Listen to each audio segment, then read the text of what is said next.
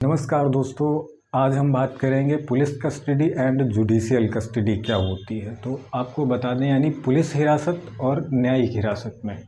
तो मान लीजिए किसी आरोपी को या किसी व्यक्ति को हत्या के मामले में पुलिस ने गिरफ्तार कर लिया है। फिर उस जांच के दौरान, यानी कि 24 घंटे के अंदर वैसे रखने का अधिकार होता है, तो जांच के दौरान जब तक पुलिस के अंडर में हिरासत में वह व्यक्ति रहता है तो उसको हम कहते हैं पुलिस हिरासत, यानी कि पुलिस कस्टडी।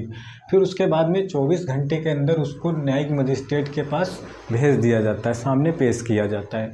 फिर उसके बाद न्यायिक मजिस्ट्रेट जो है उसे जेल भेज देता है, यानी कि सेंड टू जेल, फिर उसको जेल भेज देता है। तब हम कहते हैं न्यायिक हिरासत में। फिर उसके बाद में जो है पुलिस पूछताछ नहीं करती है, जो भी कार्रवाई होती है वो अदालत में न्यायिक अदालत की प्रक्रिया के तहत सुनवाई होती है। जो भी सुनवाई होती है उसमें अदालत की प्रक्रिया के तहत सुनवाई होती है।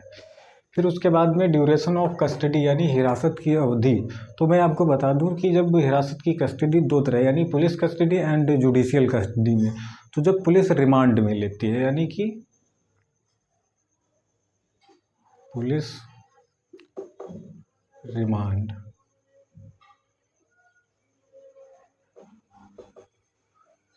जब पुलिस रिमांड में लेती है तो उसका जो ड्यूरेशन होता है वो 15 दिन का होता है। तो पुलिस को रिमांड में लेने के लिए अदालत में उस व्यक्ति के खिलाफ दर्ज आपराधिक धाराओं के आधार पर एक याचिका दायर करनी पड़ती है अदालत में। फिर जज को अगर लगता है, मजिस्ट्रेट को यदि लगता है कि रिमांड की आवश्यकता है तो जो है, और पुलिस को अपराधी की आवश्यकता है जांच के लिए, पूछताछ के लिए, तो जो है वह फिर से पुलिस को सौंप देती है उस अपराधी को। और वो जो रिमांड होती है वो 15 दिन की होती है, इससे ज़्यादा नहीं होती है। और दूसरी जो जुडिशियल कस्टडी होती है, उसके बाद 15 दिन के बाद पुलिस को फिर से जो है जुडिशियल कस्टडी के अंदर भेजना पड़ेगा उस आरोपी को। फिर जो जुडिशियल कस्टडी होती है,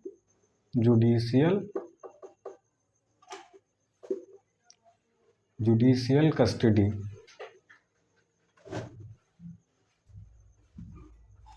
जुडिशियल कस्टडी में कितने दिन रखना है या ऑफेंस पर डिपेंड करता है। वैसे तो 60 से 90 दिन के लिए रखा जाता है।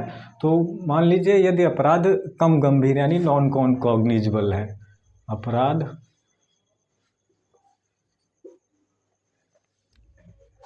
कम गंभीर, यदि अपराध कम गंभीर है तो जो है वो 60 दिन के लिए रखा जाएगा, उसमें 60 दिन के लिए रखा जाएगा।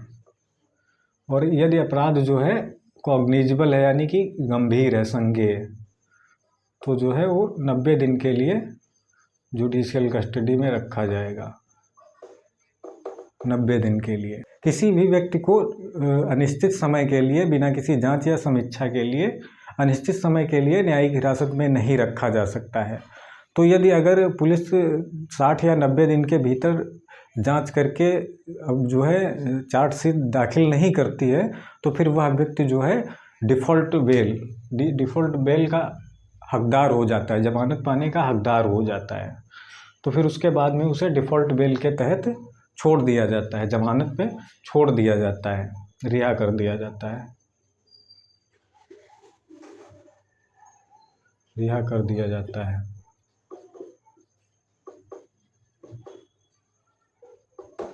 और एक चीज़ आपको बता दें, बहुत ही इम्पोर्टेंट है, इसमें समझने की ज़रूरत है कि पुलिस हिरासत वो हो गई, और जब जेल भेज दिया जाता है इंसान तब भी पुलिस के लोग सोच रहे होंगे तब भी तो पुलिस के कस्टडी में, ऐसा नहीं है। दरअसल में यह डिसाइड न्यायालय करता है, यानी कोर्ट करता है कि किसको जेल में डालना है और किसको निकालना है।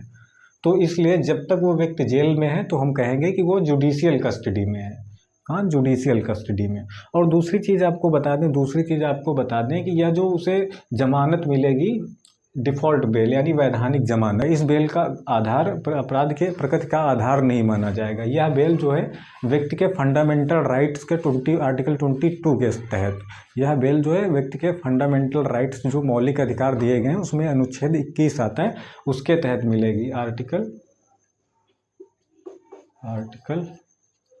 22 के आधार पर जो व्यक्तिगत अधिकार है फंडामेंटल राइट्स का, जो जीवन जीने का व्यक्तिगत अधिकार है वो तो नहीं कोई छीन सकता है ना, क्योंकि अब इसमें जब तक जुर्म ना साबित हो इंसान को तब तक तो न्यायिक हिरासत में नहीं रख सकते हैं, जेल ही में डाले रहें उसको जब तक जुर्म ना साबित हो, ऐसा नहीं हो सकता, उसका एक टाइम प्रोसेस है।